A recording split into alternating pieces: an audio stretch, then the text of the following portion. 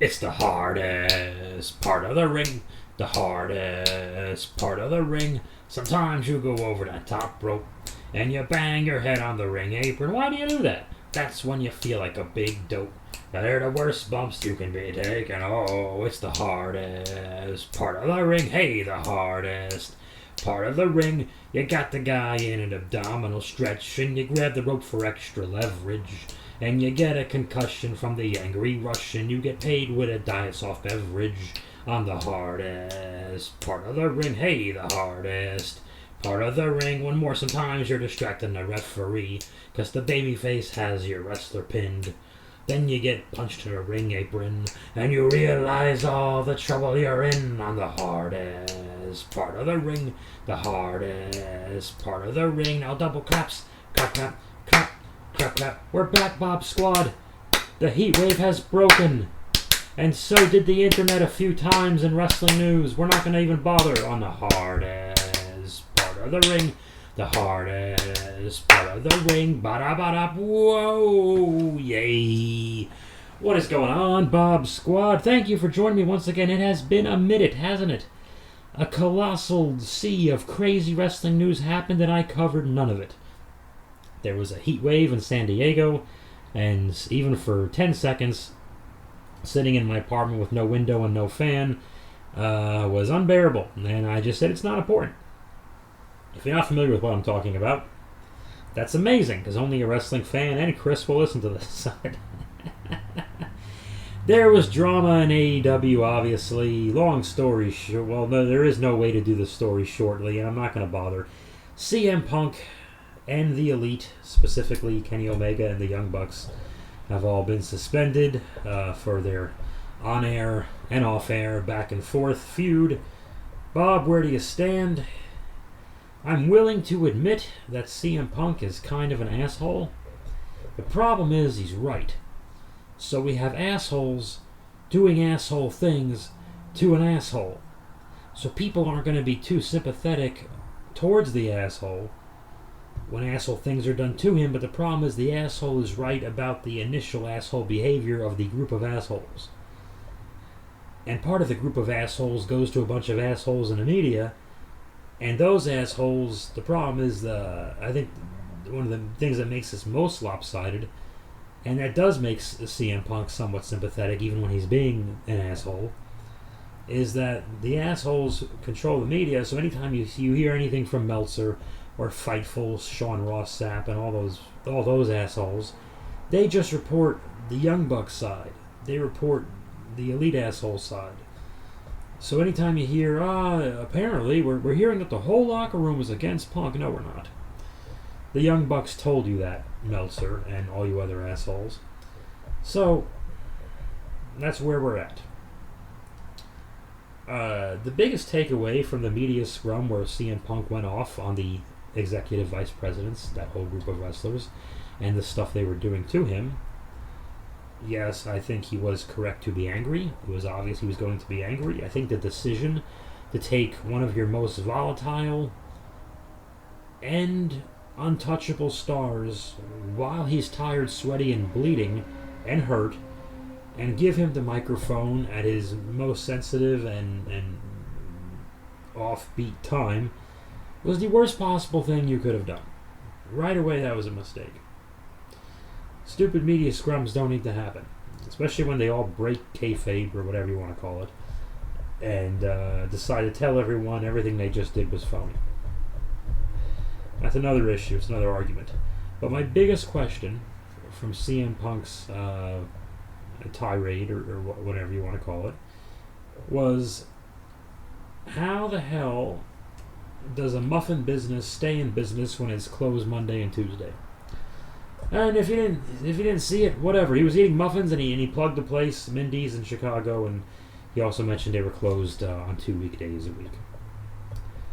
In the middle of everything else that the Elite, their shenanigans, such as Adam Page going off script, if you will, and going to business for himself, which is starting this chain of asshole behavior, all the way to the Young Bucks telling the media that Punk got Cabana fired or demoted or whatever, and that not being true, but they were playing their games. and he's 100% right to be mad at their games, and he chose to vent this at the worst possible time, in the worst possible way, next to the owner making the company look bad. Everyone's wrong. The problem was the assholes were assholes to the main asshole first. And perhaps had Tony never had control of this locker room. The only thing both camps can agree on that are fighting with each other, the only one aspect of this whole fight that anyone agrees on is that Tony Khan is not in charge. And that's funny to me. Let's move on to this stuff. We're just going to go right to Raw. We don't have to talk about Clash of the Castle. We don't talk about All Out. That's all old news. Let's talk about WWE Monday Night Raw. Not just WWE Monday Night Raw, but WWE Monday Night Raw, the Hulu edition. With limited commercial interruption. And we started the show, and this is peculiar, we started the show with Hulk Hogan slamming Andre the Giant. Well, who'da thunk it? Who'da thunk it? Hulk Hogan was slamming Andre the Giant, and CM Punk had a muffin. September 12th, 2022. John Cena's soothing voice tells us then, now, forever after Hogan slams Andre. And Seth Rollins has purple pajamas. Okay, so this is one of these reviews. I watched the show a full day ago, and I'm just going off my notes, and it's not nearly as fresh in my mind. So this is basically what I thought was worthy to write down. Seth Rollins has purple pajamas, and he's a heel acting like a babyface more and more every week. And this week was one, I've let it go for a bit, but this is one of the more offensive weeks that he's done this. He's milking them singing his song too much. Like, it's getting stupid. Are you a heel or are you not? Like, I thought Owens was bad sometimes, and I love Owens. And I like Seth too, by the way, but I'm just saying. It was too much. So Riddle walks halfway down the ramp. He says, bro. And Riddle's he is Matt again. He is Matt Riddle. So Matt Riddle walks down the ramp. Halfway down, he says, bro, and it looks like he's about to start a big long talking thing. And this is very Triple H. And he just charges Seth and they fight. Because at this point, Riddle should want to rip Seth's head off the second he sees him. So it makes no sense for Riddle to stand there for 3 minutes, finally get within an inch of Seth, and repeat catchphrases to him. That's a Vince thing. Triple H knows, the wrestlers know, if I'm this close to him, why would I not fight him right now? And they did. And I like that kind of stuff. These are the little things. This Raw did not tickle my taint, as a great man likes to say. But a lot of little things have been corrected, and I think the little things are the most important things. Anyway, something happens. I think Seth runs off. Or something. But Judgment Day. And Triple H likes these two parties with nothing to do with each other, accidentally cross paths type of things. Judgment Day, Finn Balor and Damian Priest. And I don't think Rhea came out with them yet. I forget. They ask Riddle to join Judgment Day, and he says no. And that means Finn Balor and Matt Riddle have to have a match, and then they do, and a match is fine. Nothing to write home about. And again, why would I write home and bother my mother with that information? She has better things to worry about. Rey Mysterio runs out, and he jumps the barricade, and he takes Damian Priest out of there. So all the distraction leaves Seth to run. Seth Rollins runs back, jumps on a ring apron, the hardest part of the ring. This is a lot of convoluted back and forth. Eventually, Finn Balor hits the big stomp off the turnbuckle after Riddle is distracted. 1, 2, 3. So that gives the out for Riddle, and Seth beats up Riddle for the 14th time. Okay. Clearly, they have plans for Seth after Riddle. It looks like Seth and Roman plans. Oh, good God! Do they have to piss all over Riddle every single week? Because the show needs baby faces that we love and care about. People love Riddle. They do. So I don't know. I think Riddle needs to beat him. Call me crazy. But then they got to get... But Roman's not going to like that. Roman's not going to want to wrestle a guy who just got beat in this feud. So, oh well. That's that. What can you do? Unless they finally pull the trigger on... Well, they did Riddle Roman on a Friday SmackDown. Okay, never mind. I'm wrong. Anyway... So that happens. A blonde lady talks to Damage Control. So I guess Damage Control is the name of Bailey and Kyne's guy. And Damage Control walked away from the blonde lady after saying things.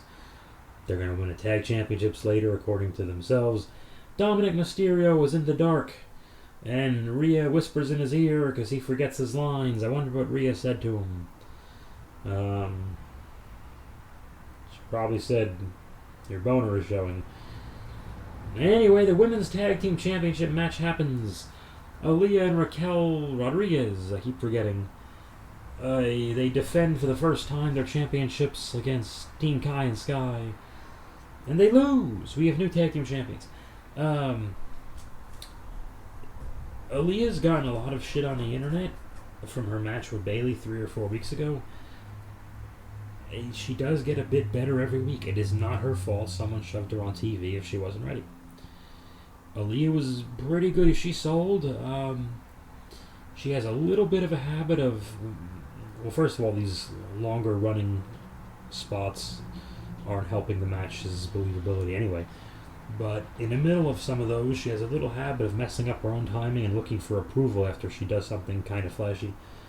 But I want to give credit to Aaliyah for getting a lot better, and Raquel Gonzalez as well for coming to the ring without boo-boo face. Boo-boo face is when you know you're going to lose a match, a big match or a championship, and your entrance just, it's a little lackluster. Where if you're looking for it, you can kind of see on their face they know they're going to lose and they're not as into it. Aaliyah and Raquel did not have boo-boo face. They were 100% professionals and then some. And they came, at least in my opinion, looking like they are the champs. They want to stay the champs and they're ready to fight to be the state champions. And I was surprised. I saw Twitter accidentally reveals these things because I watch the show a day later on Hulu. So most big stuff, unfortunately, is surprise just because I'm looking at things that new evil things that Amber Heard does every day. LOL. So yeah, these things come up. So I knew what the outcome was, but so that's why I'm really looking for the boo-boo face then, because I'm like, oh geez, can we see it? Nope. Supposedly, it seems like the locker room's in pretty good spirits. Okay. Raquel did do this. This is annoying. The babyface thing, she had her hot tag, and she throws her hands up in the air like classic indie babyface and goes, "Come on!" Who? What? Who's supposed to come on? What are we supposed to do? What do you want us to do? Why are you yelling, "Come on"? Stop it. Stop it right now. I don't like it.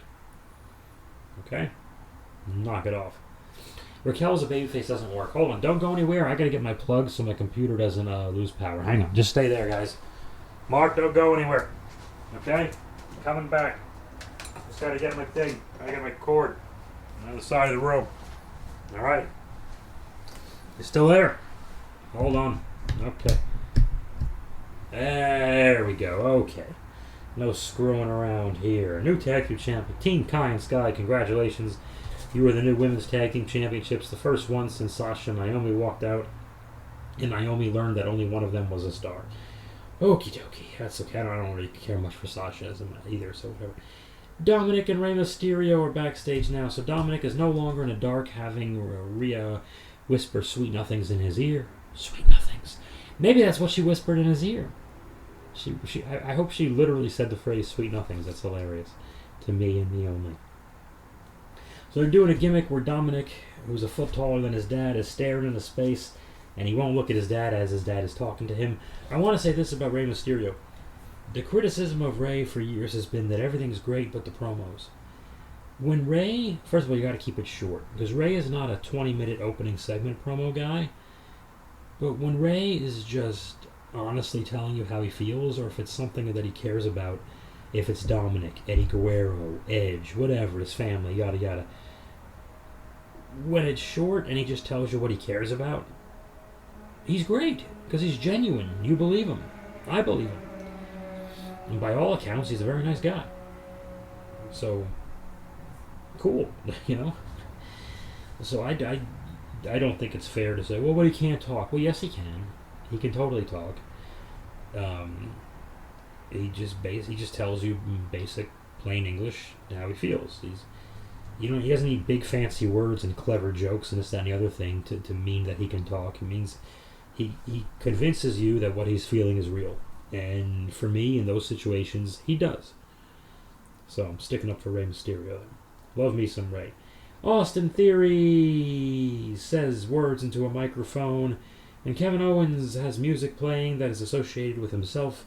He says several words into a microphone, and I love Kevin Owens and Kevin Owens talking, but for some reason this one wasn't hitting with me. I think it hit with the live crowd, which is more important. Because if it hits with the live crowd, it's going to hit on TV a hell of a lot harder. So that's great. Maybe I'm out of touch here. It felt like he was trying to motivate him, but tell him he's a piece of shit at the same time. I was missing it, but they get into a brawl, and Owens slaps him in the face, and then they pull away, and then you see Austin Theory has a busted nose, a bloody nose, and there you go. And that's the best. To me, that's the best kind of blood. It's not the big straight line across the forehead. Guy obviously cut himself. This is how we all bleed, and it's kind of gross. Like he's got a busted nose because they were punching each other. Okay. Busted nose, busted lip. Yeah, that makes perfect sense. It's not so. I don't know. It's not so horrific, I guess. It's more believable. Bianca Belair, oh dear. She said words into a microphone as well.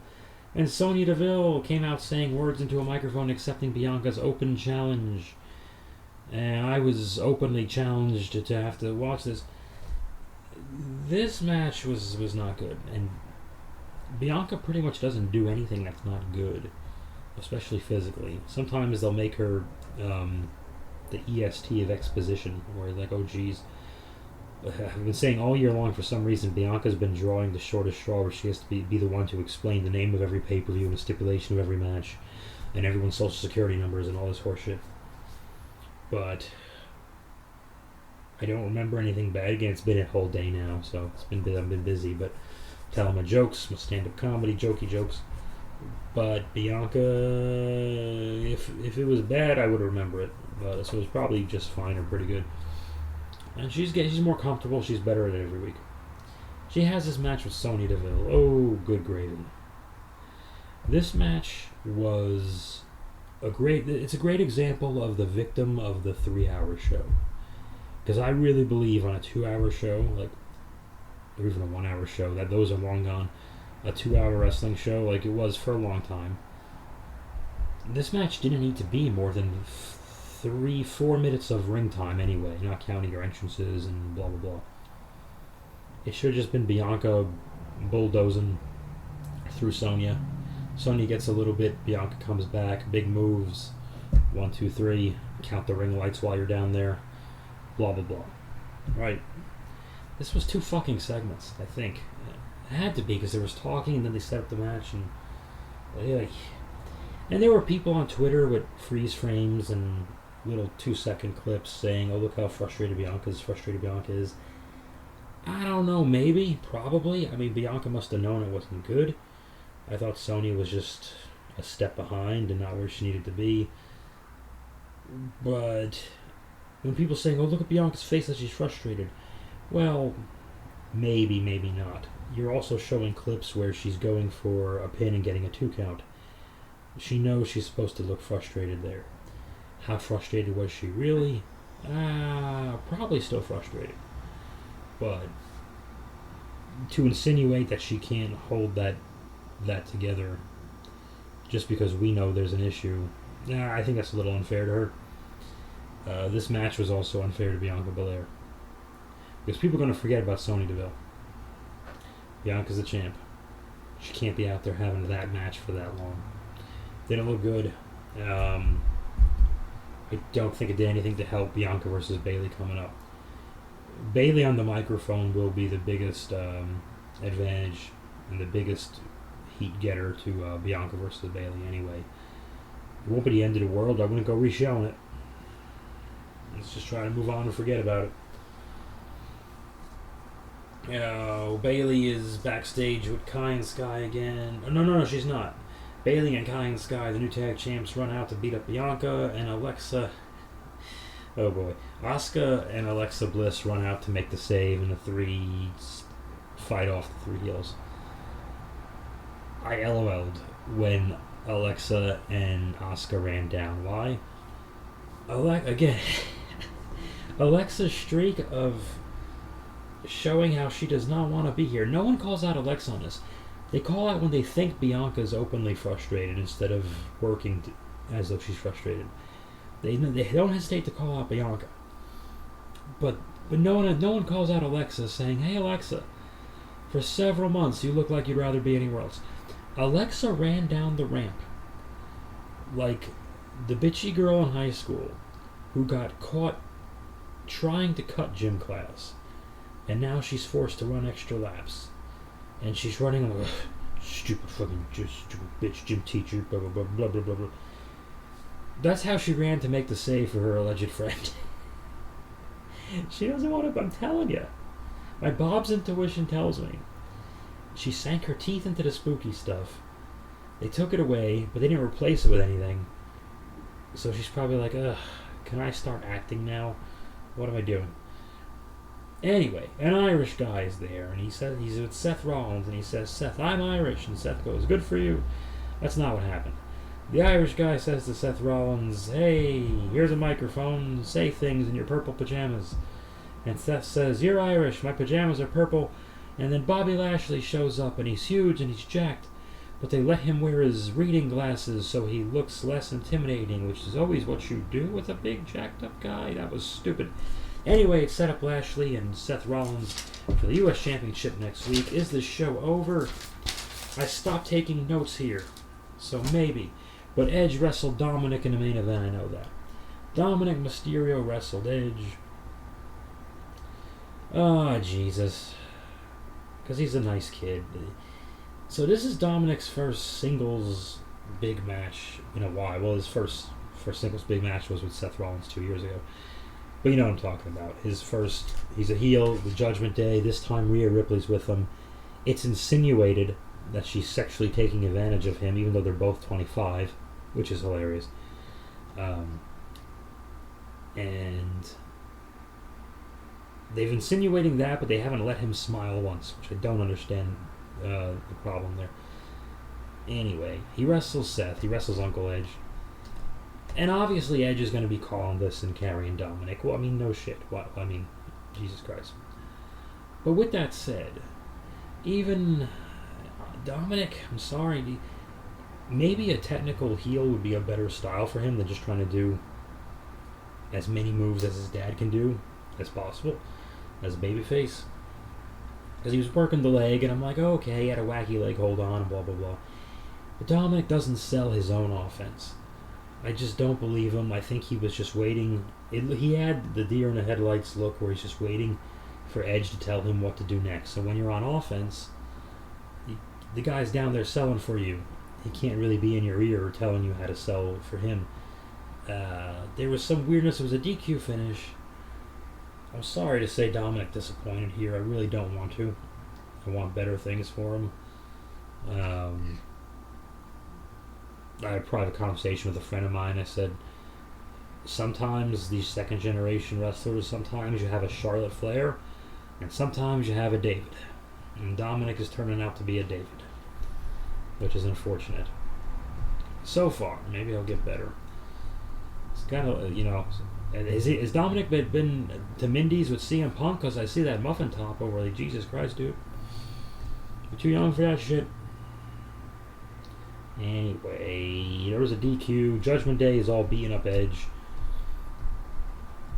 And did Ray come out again? Probably. He must have. Why wouldn't he? Anyway, they put Edge's leg that Dominic worked over with no emotion onto a chair, but not in the folding chair like they used to, laying flat. They just kind of had it laying on the chair where the chair is seated, and it was really weird and awkward. And Finn does the stomp off the turnbuckle onto the leg, which looks like it should explode Edge's knee, and they did like a camera cut right at the moment of impact, which they kind of stopped doing. They got away from since Papa H came back, or took over. But anyway, they did one of those, so I really don't know. I think if Edge, this is the thing, nothing's a secret anymore, so if Edge got hurt, we'd know, which is kind of, I don't want him hurt, but then again, But I don't know.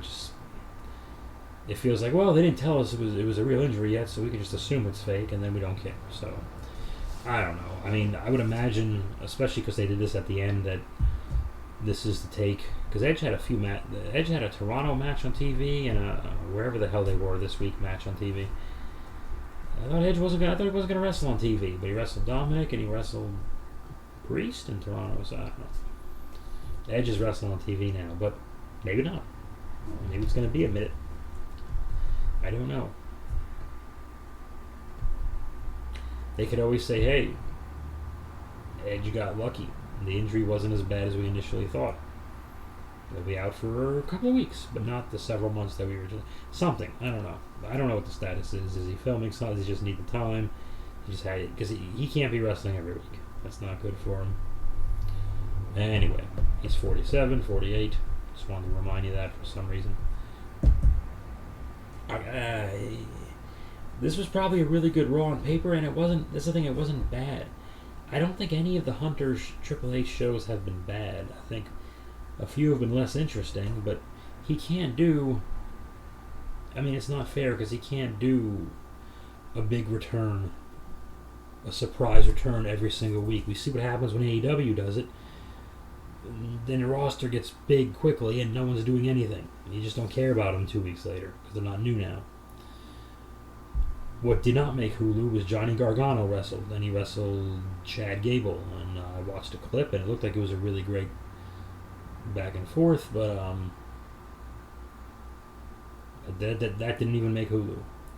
So whatever Ciampa and Miz were doing, I think there was a whole thing apparently with Miz at his own house, and Dexter Lumis was being creepy at Miz's house or doing these goofy skits again. I don't know if Ciampa was at Miz's house or if he was on the show at all. I have no idea.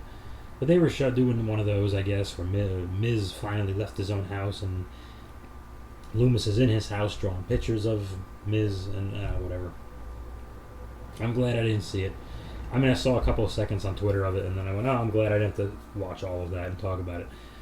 But already, if Lumis is back, Gargano's there, Bayley's back with Kai and Sky. That's a lot. They're using Kevin Owens again. Edge takes up a spot when he's around, you know. That's a lot. That's 3 hours. You know, there is a point. You have it, someone returns every week, and then now we're bloated again. We don't want bloated. We know what happens with bloated. Okay, we don't like it.